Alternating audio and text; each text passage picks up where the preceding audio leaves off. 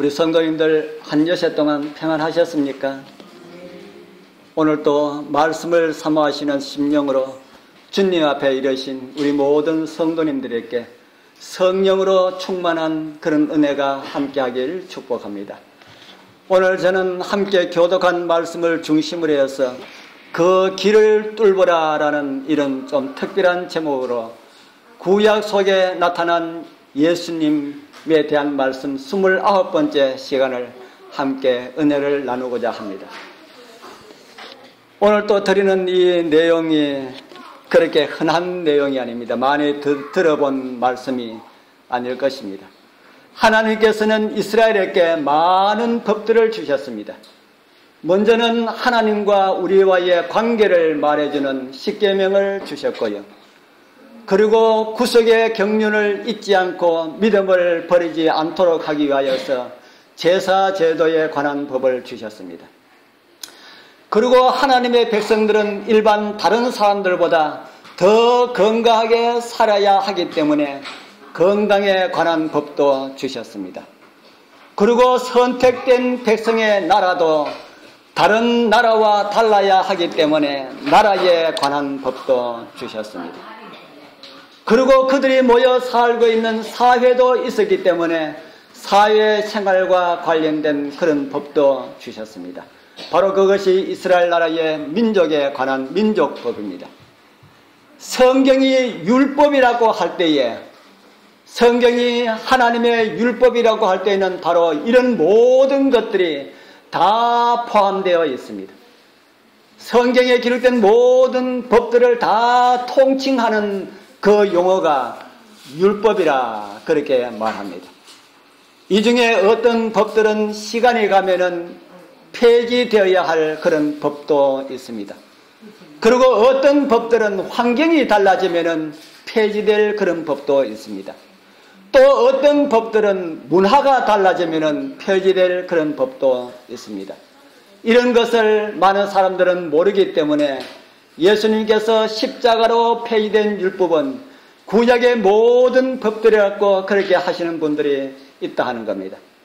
성경을 오해해서 주장하는 내용들임을 우리는 성경을 통해서 바르게 이해하고 있다는 그 사실이 얼마나 큰 은혜인지 모릅니다.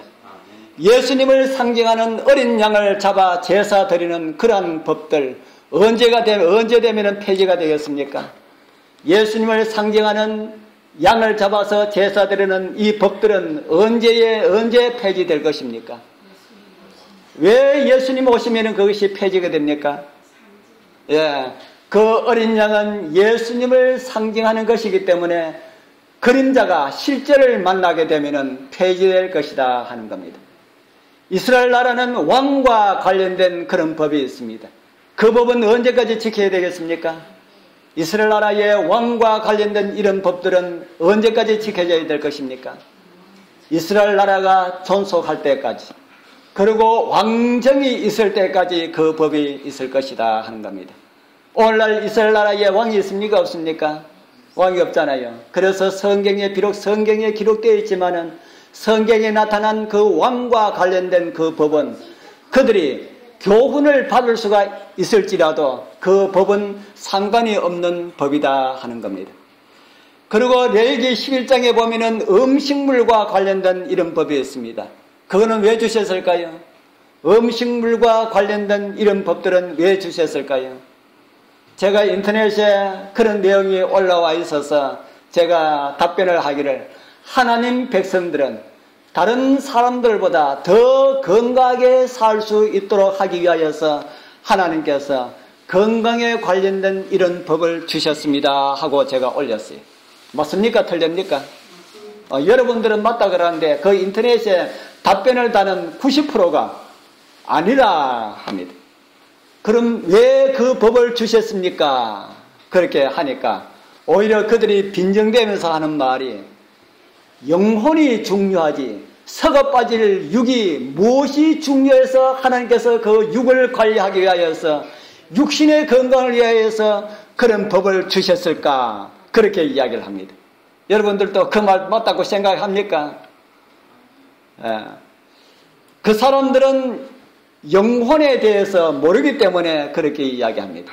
여러분들은 영혼이 더 중요합니까? 몸이 더 중요합니까? 뭐가 더 중요합니까? 영혼이 중요합니까? 몸이 더 중요합니까? 더 중요한 것을 이야기하라 그러면 뭐가 더 중요합니까? 영혼이, 뭐가 영혼입니까? 우리가 알고 있는 영혼은 우리 자신이 영혼이다. 그래서 영혼이라 하면은 몸과 마음의 생각과 나의 가지고 있는 모든 것을 다 포함하기 때문에 몸이 더 중요한가, 영혼이 뭐 더 중요한가, 이런 것은 그거는 문제가 아니다 하는 겁니다. 그런 것은 바른 질문이 아니다 하는 겁니다. 몸이 아프면은 뭐도 따라서 아픕니까? 몸이 아프면은 뭐도 따라서 아파요? 마음도 따라서 아프고 영혼이 아픈 것이지요. 몸이 아프면은 우리의 영혼도 아프다 하는 겁니다. 그런데 그런 것을 이해하지 못하는 것은 어두운 가운데 있기 때문에 그렇다. 그러나 폐지된 많은 법들 가운데서도 이미 예수 그리스도의 십자가로 폐지된 구약의 많은 법들 가운데서도 아름다운 많은 상징들을 우리에게 주셨습니다. 예를 들어서 이스라엘은 안식일 외에도 안식년과 희년에 대한 법을 주셨습니다. 오늘날 하나님 백성들이 안식년을 지키고 희년을 지킵니까? 지키지 아니하지만은 그 안식년과 희년은 우리에게 많은 그런 아름다운 상징을 우리에게 주셨습니다. 안식년은 7해 동안은 땅을 이렇게 관리를 하지만은 7째 해에는 제7년에는 땅을 쉬게 하라라는 이런 법이고요. 희년은 49년 동안 너희들은 그렇게 살지만은 50년째 되는 날에는 너희들 가지고 있는 모든 땅들을 원주인에게 다 돌려주라. 그렇게 말합니다. 그런 법이 오늘날 있다면 좋을까요? 오늘날 있다면 이 세상은 지상천국이 됩니다. 그 법을 이 세상에 사는 사람들이 이 법을 지키게만 한다면 오늘 이 세상이 바로 천국이 될 것입니다. 그래서 하나님께서는 이스라엘로 하여금 이스라엘 나라가 그런 천국화 될 수 있도록 그렇게 법을 주셨지만은 이스라엘 나라도 이 안식년과 희년을 지키지 못하였습니다. 그 외에도 많은 아름다운 상징들이 성경에 기록이 되어 있는데 그 가운데 하나가 종과 관련된 그런 제도다 하는 겁니다. 우리가 교동문에서 함께 읽어본 출애굽기 21장에 나오는 이 법입니다. 내가 히브리 종을 사면은 그가 6년 동안 섬길 것이요 제7년에는 값없이 나가서 자유할 것이요. 좀 좋은 법 같습니까? 참 얼마나 좋은 법입니까? 이 법은 종으로 팔린 너희 동족에 한했습니다. 너희 동족을 6년 동안 너를 섬기도록 하라. 그러고 난 다음에 제7년이 되면은 안식년이 되면은 그를 1년만 쉬도록 하는 것이 아니고 집으로 돌려보내서 종에게 자유를 주라. 그렇게 말합니다.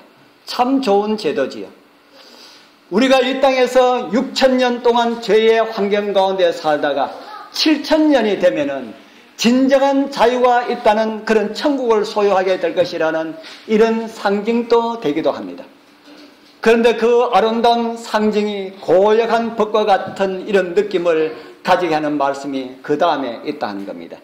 출애굽기 21장 그 다음에 보면은 이런 말씀이 있습니다. 우리 같이 생각하면서 한번 읽어보겠습니다. 시작. 그가 단신으로 왔으면 단신으로 나갈 것이요 장가 들었으면 그 아내도 그와 함께 나가려니와 상전이 그에게 아내를 주므로 그 아내가 자녀가 낳았으면 그 아내와 그 자식들은 상전에게 속할 것이요 그는 단신으로 나갈 것이로되. 자식들은 누구에게 속했다 그럽니까? 자식들은 아빠에게 속하지 아니하고 그 상전에게 속했기 때문에 그는 혼자 나가야 된다. 종으로 들어올 때에 혼자 들어왔으면 혼자 나가라 하는 겁니다.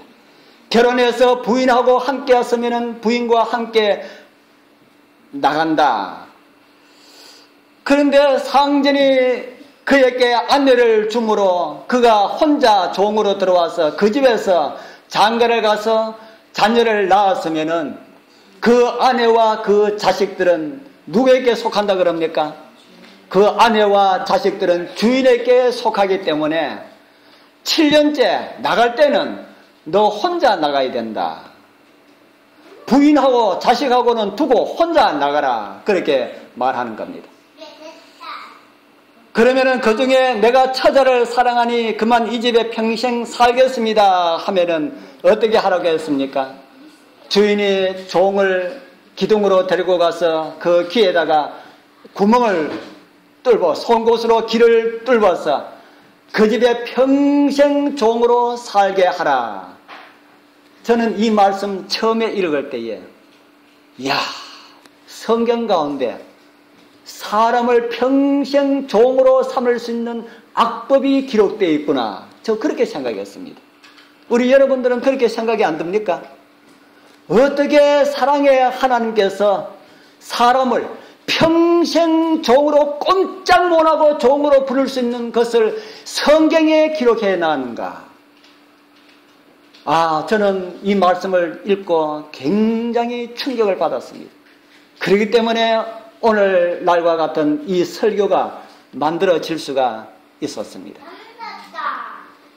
사람이 종을 낳는 가축도 아닌데 그 집에 가서 장가를 들어가서 아들 놓는 아들마다 다 뭐가 된다는 말입니까? 그 집에 놓는 아들마다 그 집에 종이 되어야 된다. 나는 나가지만은 아들 못 나간다. 부인도 못 나간다. 그러나 내가 가족을 사랑한다 그러면 내 거지 평생 뭐가 되어야 된다는 겁니까? 평생 종이 되어야 한다. 그래서 이스라엘 나라 사람도 자기 동족도 평생 종으로 삼을 수 있는 그런 제도가 법적으로 생겨났습니다. 하나님의 말씀에 의하여서 생겨났습니다. 그래서 많은 사람들은 히브리인이 종으로 들어오면은 어떻게 하려고 하겠습니까? 히브리인이 종으로 들어온다면은 사람 딱 보고 일 잘하겠다. 그리고 좀 착하다 싶으면은 저 사람을 내가 평생 종을 만들어야 되겠다 싶으면은 어떻게 하겠습니까? 우리 여러분 같으면 어떻게 하겠습니까? 어떻게 하겠어요? 그래서 이스라엘 나라에는 그걸 악용하는 사람들은 집에 어떤 종들이 많을까요? 아주 이쁘고 잘생긴 아주 이런 여종들을 많이 데리고 있을 것입니다. 그래서 그런 종이 아주 똑똑하고 정말 일 잘하는 이런 종이 들어오면은 이쁜 여종하고 결혼을 시키려고 그렇게 할 것입니다. 그러면은 결혼 후에 일어날 일들이 어떠하다는 것을 뻔히 알면서도 들어오는 사람은 눈앞에 있는 그 달콤함 때문에 뭐 하게 됩니까? 눈앞에 있는 그 달콤함 때문에 결혼을 하게 된다 하는 겁니다. 그리고 6년 동안 살면서 아이를 하나도 낳지 않으면은 또 일이 달라집니다. 부인 사랑하지만은 그래도 자유가 원해서 나는 자유를 찾아가겠다 이렇게 할 수가 있지만은 그러나 사람이 그렇습니까? 같이 살면은 뭐가 생깁니까? 같이 살면은 아이가 생깁니다. 오늘날처럼 이렇게 고기가 많고 이런 시대에는 아이 안 생기는 이런 집들도 많이 있지만은 옛날에는 몇천 년 전에는 이 얼마나 환경이 좋은 그런 환경입니까? 이 천년적인 이런 환경 가운데서 장가만 가면은 결혼만 하면은 아이 생기는 거는 당연하다 이 말입니다. 그래서 6년 동안 살다가 보니까 아이가 이제 몇 명이 생겼습니다. 그러나 종살이를 하지만은 이스라엘 나라는 또 다른 법이 있습니다. 동족을 종으로 삼으면은 엄하게 부리지 말라. 히브리인들을 종으로 삼으면은 다른 종들처럼 엄하게 부리지 말아라 합니다.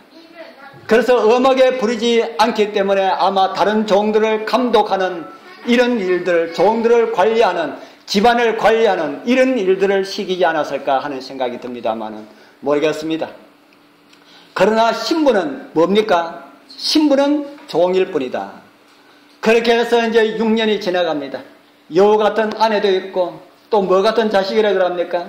토끼 같은 자식도 있는데 그래서 6년 동안 지내면서 아이가 이제 며칠 생겨서 며칠 되면은 그 이쁜 이런 자식들을 보면은 7년 오는 것이 아마 두려울 겁니다.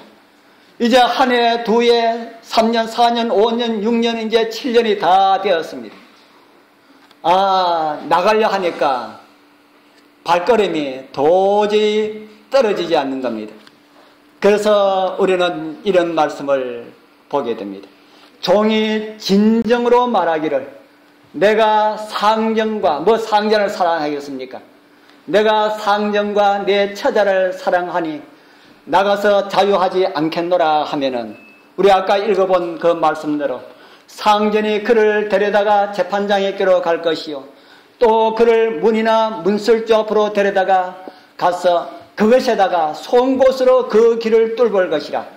그가 영영이 그 상전을 섬기리라. 영영이 종이 될 것이다 하는 겁니다. 그런데 길을 뚫으면은 길 뚫어 놓으면은 우리 여기 앉아 계신 분들 가운데 귀걸이 하신 분들 계십니까? 아니면은 옛날에 귀걸이 해본 그런 경험들 가지고 계신 분들 있습니까?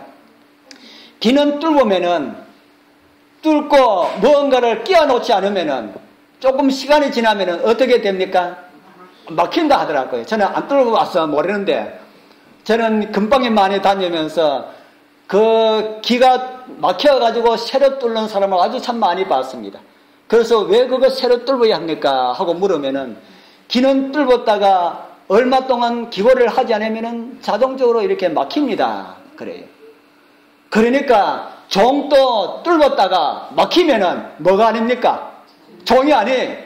그렇기 때문에 주인이 길을 뚫으면은 막히지 않도록 하기 위해서 어떻게 해야 되겠습니까? 거기다가 무언가를 끼워 넣어야 되겠죠. 그 끼워 넣는 것을 그냥 보기 흉한 것을 끼워 넣으면은 다른 사람 외관적으로도 보기 안 좋기 때문에 아름답게 만들어서 끼워 넣습니다. 그것이 뭐가 되었습니까? 그것이 귀고리가 되었습니다. 귀에다가 장신구를 만들어서 끼워 넣어야만이 이걸 막히지 않기 때문에 평생 이제 종으로 부를 수 있는 이런 권한을 주인이 가지게 됩니다. 그러나 여자분들이 하는 귀걸이는 성경에 보니까 그전부터 있더라고요. 그래서 귀걸이에 대해서 너무 그렇게 생각하지 말기를 바랍니다. 그런데 이 종으로 이제 길을 뚫어가지고 귀에 끼운 이 사람이, 이 종이 자기 친한 친구에게 있어서 친구한테 놀러 갔습니다. 놀러 갔는데 그 친구가 자기 친구를 보더니만 깜짝 놀랍니다. 아니, 자네, 그 귀, 그게 뭐야? 귀에 그 뭐야? 귀만 보면 압니다. 같은 동족은 다른 외국인은 그냥 종으로 삼지만은 같은 동족도 종으로 될 가능성이 있기 때문에 그가 평생 종인지 아닌지는 뭐 보면 알 수 있습니까? 귀 보면 알 수 있다는 겁니다. 아니, 자네, 그 귀 어떻게 하다가 그래 됐는가? 그러면 이 사람 뭐라 그랬습니까? 나는 말일세, 나보다 나의 사랑하는 아내를 더 사랑한다니. 그리고 나보다 내 자식들을 나는 내 목숨보다 더 사랑한다니. 그래서 나는 나올 수가 없었다네. 나는 평생 동안 종으로 살아도 나의 가족들과 아내와 함께하는 것이 행복이라네. 라고 그렇게 이야기를 합니다. 진짜 그렇습니까? 종으로 살아도 아내하고 자식하고 가족하고 사는 것이 진짜 행복입니까? 네, 우리 사랑하는 우리 남편 되시는 모든 분들, 여러분들의 아내를 진짜 그렇게 사랑하게 되길 바랍니다. 오늘 집으로 가시면은 나는 정말 평생 종으로 살아도 당신만을 사랑한다고 그렇게 말해보게 되길 바랍니다. 저는 이 말씀이 이스라엘의 악법이라고 그렇게 생각하다가 마음이 바뀌었습니다. 왜 바뀌었을까요? 이 말씀은 그냥 종에 관한 법만의 이야기가 아니라는 사실을 성경을 통해서 이해하게 된 것입니다. 출애굽기 21장에 나오는 이 종은 단순한 종만을 가리키는 것이 아니라 예수 그리스도를 상징하는 그런 인물이었다는 사실을 성경을 통해서 발견하게 된 것입니다. 정말 예수님이 종으로 오셨습니까? 예, 예수님께서 직접 이런 말씀을 하셨지요. 마태복음 20장 28절 우리 같이 읽어보겠습니다. 인자가 시작. 인자가 온 것은 섬김을 받으려 함이 아니라 도리어 섬기려 하고 자기 목숨을 많은 사람의 대속물로 주려 함이니라. 인자가 온 것은 뭐 하기 위해서 온 것이라 합니까? 예, 섬기기 위하여서. 섬기는 것이 종입니까? 주인입니까? 예, 섬기는 것은 주인이 섬기는 것이 아니고 종이 섬기지요. 그래서 예수님께서 종으로 오셨다고 성경은 기록을 하고 있습니다. 다른 말로 하면은 섬기는 자로 오셨다 하는 겁니다. 빌립보서도 이렇게 기록을 하고 있습니다. 우리가 잘 아는 내용이죠. 또 같이 읽어보겠습니다. 그는 시작. 그는 근본 하나님의 본체시나 하나님과 동등됨을 취할 것으로 여기지 아니하시고 오히려 자기를 비워 종의 형체를 가져 사람들과 같이 되었고. 예수님 어떤 분이셨다고 말씀하십니까? 원래는 하나님의 어떤 분이랄까요? 하나님의 본체시라. 하나님의 본체는 어떤 분을 가지고 본체라고 그럽니까? 지난번에 우리가 출애굽기를 우리가 같이 살펴보면서 이런 말씀을 우리가 읽어보았지요. 출애굽기 33장 20절에 보면은 또 가로사대 네가 내 얼굴을 보지 못하리니 나는 나를 보고 살 자가 없음이니라. 이곳에서 나를 보고 살 자가 없다고 말씀하신 분이 누굽니까? 예, 여기에 예수라는 글이 없으니까 우리 하나님이시죠. 하나님. 말씀하신 분이 이분이 바로 하나님의 본체 맞습니까? 하나님의 본체. 우리가 본체라 그러니까 본체가 있고 또 본체에서 이게 분리돼서 나가는 어떤 것이 있다고 그렇게 생각할 수가 있습니다. 그렇게 생각하는 사람들이 많이 있습니다. 하나님에 대해서. 그래서 오늘 하나님에 대한 개념을 바르게 이해하는 그런 시간이 되었으면 좋겠습니다. 요즘 이 전화기가 무선 전화기가 있더라고요. 우리 여러분들 집에 혹시 무선 전화기 가지고 계신 분 있습니까? 저희들은 없어가지고 확실한지는 모르는데 제가 하는 말이 맞는지 틀린지 모르겠습니다. 무선 전화기는 본체가 있고 그 위에 무선으로 꼽는 이 전화기가 또 있답니다. 그래서 그 전화기를 본체에서 빼가지고 가서 다른 곳에 집안에서는 어느 곳에서나 이렇게 전화를 할 수가 있다 하는 이야기를 들었습니다. 그렇습니까? 예. 그 전화기에 바로 하나님과 예수님과도 그런 관계가 아닐까 이렇게 생각하시는 분들이 있다는 겁니다. 그러나 성경은 그렇지 않다고 우리에게 가르쳐 주겠습니다.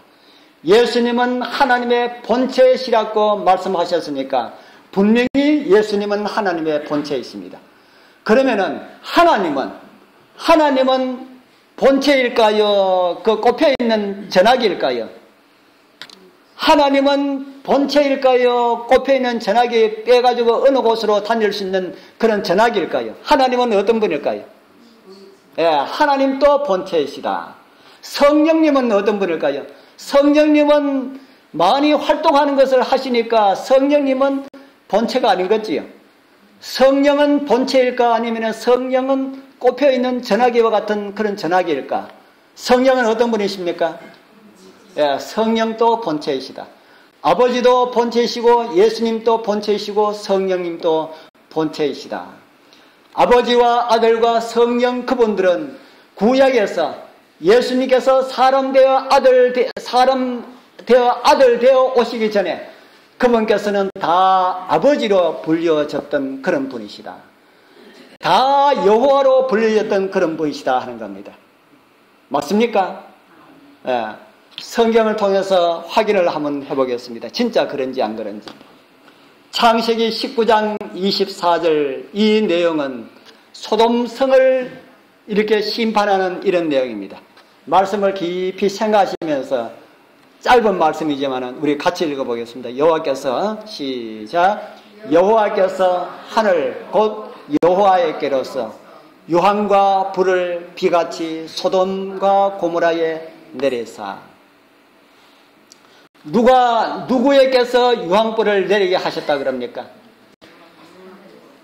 누가 누구에게서 유황불을 내렸다 그럽니까? 성경에 있는 그대로요. 여호와께서 어디요? 하늘 곧 누구요? 여호와께로서. 여호와 몇 분 나옵니까? 여호와 2분 나옵니까? 원문을 찾아봐도 틀림없는 여호와가 2번이 나옵니다. 여호와께서 하늘 여호와께로서 유황과 불을 비같이 소돔에 내렸다. 그렇게 말씀을 하고 있습니다. 또 다른 말씀을 하나 더 찾아보도록 하겠습니다. 이사야 48장 3절.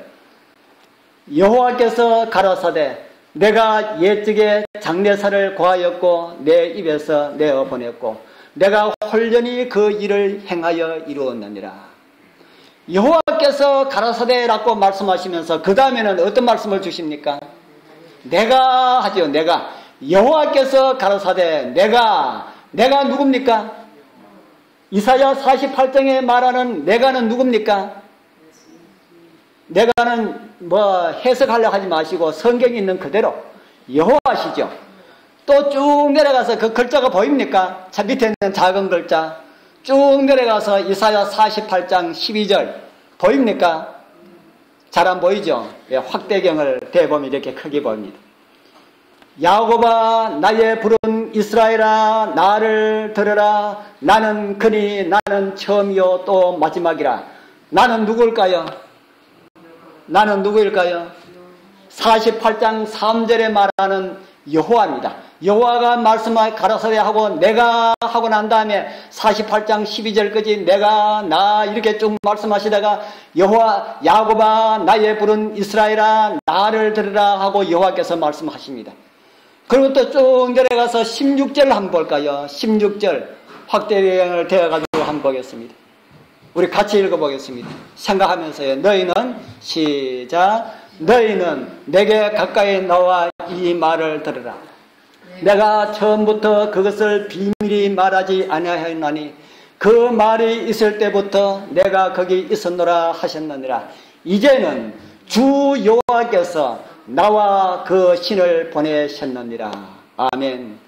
이곳에서 말씀하시는 주 여호와는 누굴까요? 주 여호와는 누구겠습니까? 주 여호와.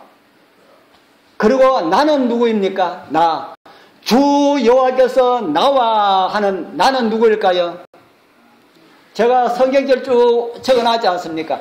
이사야 48장 3절에 말하는 여호와께서 가라사대 내가 라고 말씀하고 48장 12절에 나를 들으라 나는 그니 나는 처음이요 마지막이라 하는 나. 또 이사야 48장 16절에 계속해서 이어진 말입니다. 너희는 내게 가까이 나와 이 말을 들으라. 나는 누굽니까? 48장 3절에 나오는 여호와입니다. 이 여호와께서 말씀하시기를 이제는 주 여호와께서 이렇게 말씀합니다. 주 여호와는 누굽니까? 나는 여호와인데 나 여호와인데 주 여호와라고 말씀하시는데 주 여호와는 누굽니까? 예수님께서 이 땅에 오셨을 때에 아버지라고 부르시던 그분입니다. 그러면은 주 여호와가 더 높습니까? 나 여호와가 더 높습니까? 주 여호와가 더 높을까요? 나 여호와가 더 높을까요? 어떻게 설교하는 시간에 성경 공부하는 시간이 되었습니다. 그래도 이 내용도 분명히 알아야 되기 때문에 다른 날 많이 들을 시간이 많이 없지 않습니까? 주 여호와가 높을까요? 나 여호와가 높을까요? 한번 이야기해 보십시오. 주 여호와가 높을까? 나 여호와가 높을까? 하나님은 높고 낮음이 있습니까? 높고 낮음이 없죠. 다 동등하시죠. 그런데 왜 신약에 예수님께서 신약에 예수로 오신 그 여호와께서 구약에서 아버지를 부를 때에 주 여호와로 불렀을까? 왜 그렇게 불렀을까요? 얼마 전에 우리 친구들이 8명이 우리 옛날 경산에 있을 때에 한 교회 다니던 장로 8명이 석 달에 한 번씩 모입니다. 같이 이리 모일 때는 뭐 건장로, 뭐 홍장로, 뭐 어쩌고 막 이렇게 이야기합니다. 그런데 교회에서도 그렇게 부를까요? 교회에서도. 우리 손장로님이 우리 김제사님 부를 때에 어이 김제사 이렇게 부릅니까? 어떻게 부릅니까? 아 김제사님 하고 그렇게 부르지요. 나이로 보나 뭐 그로 보나 그냥 김제사 이렇게 해도 아니 뭐 그냥 이름 불러도 되는데 왜 그렇게 부릅니까? 집사님 하고 이렇게 부릅니까? 공적인 자리에서는 뭘 해주기 때문에요? 예의를 해주기 때문에 그렇다 하는 겁니다. 사람은 상대를 높여주기를 꺼려하는 이런 마음들이 많이 가지고 있습니다. 그래도 공적인 자리에서는 우리 다 그렇게 합니다. 그런데 하나님들께서 삼위 하나님께서는 서로가 서로를 어떻게 부를 때는 어떻게 부를까요? 서로가 서로를 볼 때에 오늘 이사야 48장 16절에 말씀하신 것처럼 주 여호와여 이렇게 부르십니다. 그런데 예수님께서는 이렇게 불렀는데 아버지 하나님도 예수님을 부를 때에 이렇게 불렀는가? 아버지 하나님은 예수님을 부를 때 어떻게 부를까요? 어떻게 부를 거라는 생각이 듭니까? 성경에 어떤 주 하나님이여 이렇게 부르는 이런 말씀이 성경에 있을까요? 있습니다. 히브리서 1장 8절 아버지 하나님이 아들에게 부르실 때 이렇게 부릅니다. 히브리서 1장 8절 우리 같이 읽어보겠습니다. 시작. 아들에 관하여는 하나님이여 주의 보좌가 영영하며 주의 나라의 홀은 공평한 홀이니이다. 아버지 하나님이 아들로 오신 예수 그리스도를 보시고 하는 말씀이 어떻게 불러요? 하나님이여. 그러고 난 다음에 뭐라 부릅니까? 주의 보좌가 주의 나라의 홀은 공평한 홀이니이다. 왜 아버지 하나님께서 아들에게 그런 호칭을 합니까? 원래 아버지는 아들에게 뭐라고 불러야 됩니까? 원래 아버지는 아들에게 뭐라고 불러야 됩니까? 얘야 안 그러나 하고 그렇게 불러야 되죠. 그런데 아버지 하나님께서는 아들에게 하시는 말씀이 얘야라고 하지 아니하고 하나님이여 이렇게 말합니다. 아버지 하나님이 아들 예수를 부를 때에 하나님이여 이렇게 부르고 주의 나라는 주의 홀은 공평한 홀이다 라고 이렇게 부른다 하는 겁니다. 왜 그렇게 부릅니까? 왜 그렇게 부릅니까? 원래 그분이 뭐였기 때문에요? 아버지 하나님과 똑같이 동등된 이런 분이셨기 때문에 그렇게 부른다. 바로 그분 중에 한 분이 아들 되어 오셨으니까 그렇게 되지 못하신 분들이 그분을 볼 때는 어떤 마음이 들까요? 마음 가운데 우리 인간하고 다르기 때문에 정말 사랑이 충만한 그런 분들이 그분들 가운데 한 분이 사람 되어서 이 땅에 고난당하고 하는 이런 모든 것들 다 본 그 하나님께서 그 아들 예수님을 볼 때에 어떤 마음이 들까요? 더 경외하는 더 그런 마음이 들겠죠. 그래서 하나님이여 이렇게 부른다는 겁니다. 이제 아까 우리 읽어본 말씀을 다시 한번 보겠습니다. 출애굽기 21장 5절입니다.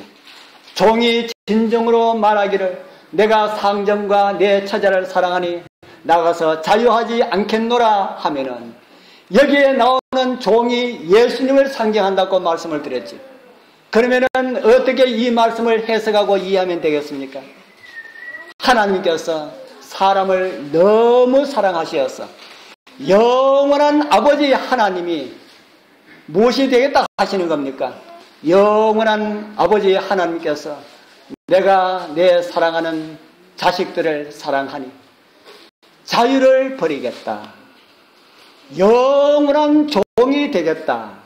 그렇게 하나님께서 그렇게 말씀하셨다는 겁니다.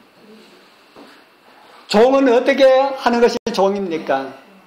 아까 종에 대한 법으로 읽었고 이제는 그 종이 예수님을 상징한다는 그런 의미로 우리 21장 그 6절에 있는 말씀을 다시 한번 읽어보겠습니다. 우리 같이 읽어보겠습니다. 상전이 시작. 상전이 그를 데리고 재판장에 끌어갈 것이요, 또 그를 문이나 문설주 앞으로 데리고 가서 그것에다가 송곳으로 그 길을 뚫을 것이라. 그가 영영이 그 상전을 섬기리라. 그 길을 뚫어라. 그러면은 영원히 종이 되리라. 예수님께서 어디서 귀가 뚫혔습니까? 예수님께서 십자가에서 귀가 아닌 손과 발과 옆구리를 뚫었습니다. 그리고 인간을 사랑하는 그 사랑의 장신구를 끼우셨습니다. 사람도 귀 뚫혀가지고 조금 있으면은 귀가 다 막혀버리는데, 하나님께서 사람 되어 오셨다고 하지만은 십자가의 그 흔적들 부활하면은 있을까요, 없을까요? 에? 우리 여러분들 예를 들어가지고 우리 하나님을 믿는 사람들 가운데 팔 잘리는 사람들 있을까요, 없을까요? 하늘에 갈 사람들 가운데 다리 없는 사람이 있을까요, 없을까요? 아니, 이 땅에 사는 사람들 가운데, 예, 교통사고 나가지고 얼굴이 다 찌그러진 사람도 있을까요, 없을까요? 그런 사람 부활할 때에 어떻게 부활합니까? 완전한 몸으로, 하나님을 믿고 구원받은 사람은 완전한 몸으로 부활합니다. 그런데 예수님도 부활할 때 어떻게 부활을 해야 됩니까? 완전하게 부활해야 되는데, 예수님께서는 길을 뚫고 뭐를 찔러 넣어놨어요? 장신구를 찔러 놨다. 그래서 기가 어떻게 되지 못하도록 해놨습니까? 기가 막히지 못하도록 되었다. 그래서 예수님께서는 부활하실 때에 뭐 가지고 부활하셨다는 말입니까? 손과 발에 못자국을 가지고 있는 그 채로 부활하셨다. 그곳에 여러분들을 사랑하는 그 장신구들을 끼워 넣었기 때문에 그분은 영원토록 그렇게 되셨다 하는 겁니다.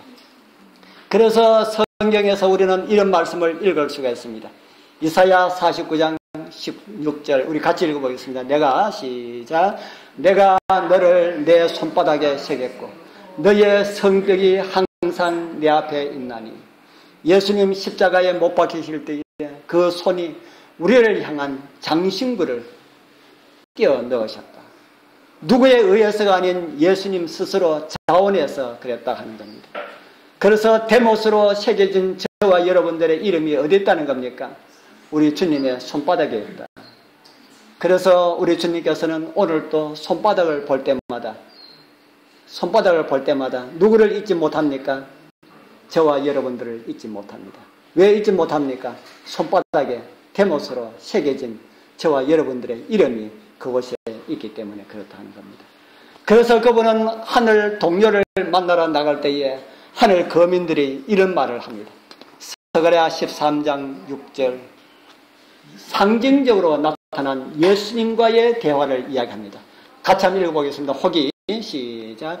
혹이 그에게 묻기를 내 두 팔 사이에 상처는 어찌 믿냐 하면 대답하기를 이는 나의 친구 집에서 받은 상처라 하리라. 종에게 질문한 것처럼 예수님께도 이런 질문을 받습니다. 창조주라고 하시는 당신에게 상처가 있을 수가 있습니까? 도대체 그 상처는 어떤 상처입니까? 그럴 때에 주님께서 무슨 답을 주신다 합니까? 어디서 받은 상처라 그럽니까? 나의 친구 집에서 받은 상처라. 우리 사랑하는 성도님들이시여, 이 예수 우리의 친구를 우리는 어떻게 해야 되겠습니까? 우리도 주님을 위해서 상처 하나 가져야 되지 않겠습니까? 길을 뚫고 가지고 포를 하든지 상처를 하나 가져야 되지 않을까요? 사도 바울은 이런 하나님의 사랑을 깨닫고 난 다음에 이런 기록을 하고 있습니다. 이후로는 누구든지 나를 괴롭게 말라. 내가 내 몸에 예수의 무엇을 가졌나 그럽니까? 예수의 흔적을 가지노라. 사도 바울이 어떤 예수의 흔적을 가지고 있을까?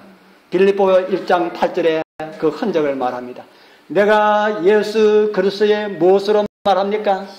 예수 그리스도의 심장으로 너희 무리를 어떻게 사모하는지 하나님이 내 증인이시라. 바울은 하나님의 그 사랑을 깨닫고 예수님의 심장 이식 수술을 받은 그런 사람으로 살아갔습니다. 나를 위한 그리스도의 사랑이 너무 강건하여서 그만 예수님의 심장을 이식받았다 하는 겁니다. 오늘 우리 모든 성도님들 다 예수님의 심장으로 살아가게 되기를 소망합니다. 잔잔한 감동에 있는 영상 하나 보도록 하겠습니다.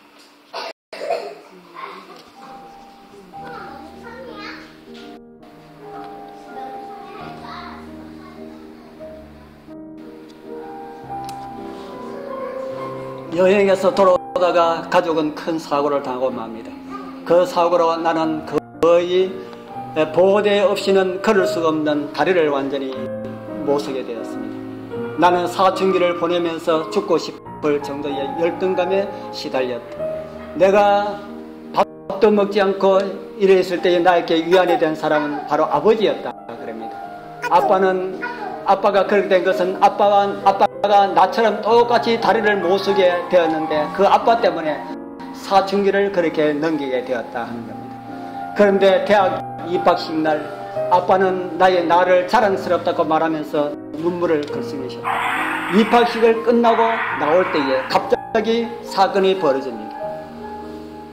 한 아이가 자동차 앞에서 차에서 치일 뻔한 이런 사고가 벌어지는데 그때에 이 아이 눈앞에 자기 아빠가 멀쩡한 모습으로 그 아이를 향하여 손살같이 달려가서 그 아이를 건져내는 이런 모습을 보게 됩니다. 이 아이는 너무 놀라서 곁에 있는 엄마에게 물어보게 되지. 아빠는 못 본 척하고 그냥 가버렸습니다. 그래서 엄마가 그 사실을 말합니다. 엄마, 놀라지 말고 엄마 말을 잘 들어. 언젠가는 너도 알게 되리라 생각했어. 아빠는 사실 다리를 다치지 않았단다. 그때 아빠는 팔만 조금 다치지 다리를 다치지 않았단다. 그래서 그러나 너를 위하여서 다친 척 했다 그런가 그럽니다.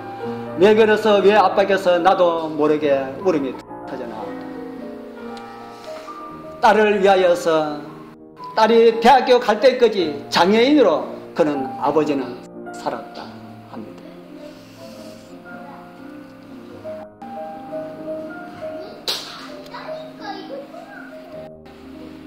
우리 사랑하는 성도님들, 이 아버지의 모습에서 예수님의 모습이 보이는 것 같지 않습니까? 그 아버지는 잠깐 불구가 된 아이처럼 살았지만은 우주의 창조주께서는 우리를 위하여서 영원토록 사람으로 살아가기로 길을 뚫고 선택하시고 그 사랑에 인간의 사랑을 어떻게 비교할 수가 있겠습니까?